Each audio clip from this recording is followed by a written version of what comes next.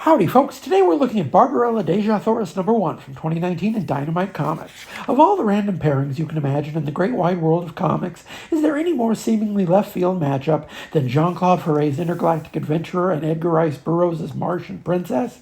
Neither character, it must be noted, was ever really intended to carry on, independent of their original creator, but they have nevertheless both managed a robust afterlife due to being recognizable brands and also two of the most beautiful women in fantasy. In fact, this is one comic book series where we can honestly say the scantily clad heroines are both wearing more clothes than canonically accurate, which is probably part and parcel of the appeal if we're being frank. So, together for the first time, the great challenge of the series, and for writer Leah Williams, lies in bringing these two characters together, given that their adventures are separated across a gulf of many centuries. Therein lies the mystery, with both Barbarella and Dejah Thoris finding mysterious magic mirrors into which they both fall, transporting them to some manner of mystery layer deep underwater, probably significantly more terrifying for the woman who grew up on a desert world. Thankfully, we're spared the usual dust-up when two unlike characters meet for the first time. Although neither are slouches in a fight, they're also both scientific geniuses whose curiosity at their circumstances overcomes any trepidation regarding the other, although it should be noted, after a fefew minutes, the effervescent and verbose Barbarella definitely seems to get on Dejah Thoris' nerves, what with her being a bit more of a stolid character type. The reason we're looking at this series, however, besides the august provenance of these two characters, is the art by the underrated Germán García, a Spanish artist who's appeared sporadically in America, going all the way back to the late 90s, when he was doing fill-ins during Ledron's revolutionary run on cable with Joe Casey. More recently, he's also drawn a Khazar series in 2021, as well as Briar with Christopher Cantwell, a dark fantasy riff on Sleeping Beauty that put the artist on my map in a big way. Howdy, folks. Today we're looking at Barbarella Dejah Thoris #2 from 2019 in Dynamite Comics. Now that our two most unlikely heroines have joined forces, the time has come for them to figure out why they were drawn together. This is a challenge far more suited to Barbarella's skill set than Dejah Thoris, as the story tells us. Indeed, Dejah's first reaction to discovering she's many fathoms underwater is an actual panic attack. The reason the series works as well as it does is just those character beats. Barbarella and Dejah Thoris both have outsized personalities, and they're used to taking charge, so putting them in a situation where they don't know what's happening and need to rely on one another for survival is the perfect way to spotlight their vulnerabilities.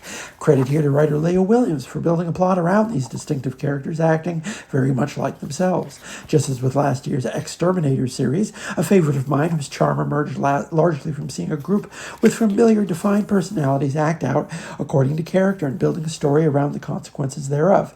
Here, Barbarella and Dejah Thoris appear to be acting out the parts of rats in a maze, being led down a path by the benign machinations of Dr. Gita, a friend of Barbarella who manufactured the giant riddle leading our two heroines to their fate, which in this instance happens to be fighting on the losing side of a war.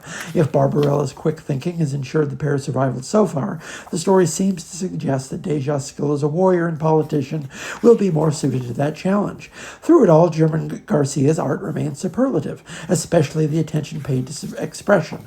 Pay attention to Barbarella's face throughout the story. She never hides her emotions, be they surprise, focus, consternation, or even a bit of sarcasm. That makes a brilliant contrast with Dejah Thoris, with a face more suited to being a princess on a desert world, that is, stern and only begrudgingly emotive. She doesn't like being on the back foot, which makes her the perfect foil for a character like Barbarella, who thrives in the unknown.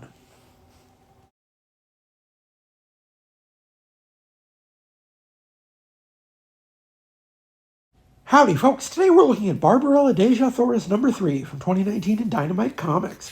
The mystery deepens as our two heroines begin to put together the pieces of their strange journey. It's a mystery, of that we are certain. Barbarella and Dejah Thoris have been brought together to do something on a mysterious world. There's a war for resource extraction, a planet devastated by the ecological consequences of this plunder, people brought to the brink of extinction, and two women left to solve the interplanetary puzzle arrayed before them. Barbarella is, frankly, a bit annoying. Definitely someone who knows that they know quite a bit. No matter how charming an individual might be, that's a hard trait to sell. Now, if you're familiar with either the original French comics or the 1968 Jane Fonda vehicle, you know that being a bit of a hyper-rational know-it-all is definitely part and parcel of her character. She verbalizes her thought processes, both as a work habit and as a means of disarming her companions. It helps that she's both very pretty and very nice, as otherwise the interstellar Sherlock Holmes act could prove a bit grating. You can tell it's slightly grating for Dejah Thoris, no slouch in the pretty department, but considerably less nice as a rule, which, to be fair, is to be expected for warrior princesses. There's a bit of flirting going on, and credit here goes to Germán García. It's no surprise he can draw spaceships and soldiers and the like, nothing too unusual as far as comics are concerned, but drawing banter between two strong-willed women is another matter. There's a great deal of storytelling in body language, subtlety of affect, and subtext communicated through expression, and Garcia proves himself in the top echelon of today's artists through the challenge. Setting aside the mystery, the core appeal of the story is watching two very unlike people get to know each other better. And, on a personal note, I'd like to thank you for showing up for our 300th video review.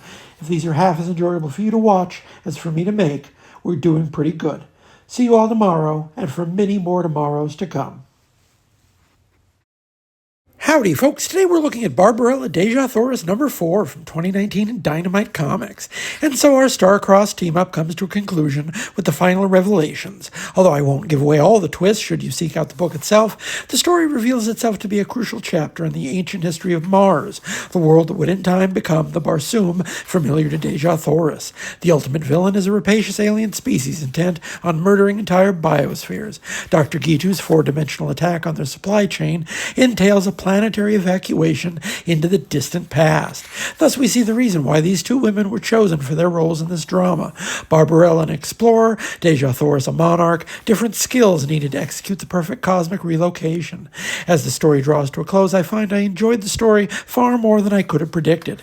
I still maintain you'd be hard-pressed to concoct a more random pairing than this, barring a dartboard. These are two characters who just happen to be joined by the circumstances of both being licensed by Dynamite Comics, which, to be fair, isn't the best reason for a team-up, but, crucially, isn't the worst either. All the credit in the world to Leah Williams. This is an intricate, heady plot filled with cosmic flavor, sure to please anyone who enjoys time travel stories.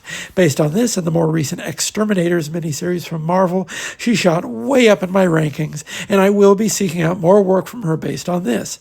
It's a tricky thing to write plot-heavy sci-fi stories that still manage to feel like organic character pieces, but she's shown the knack for it.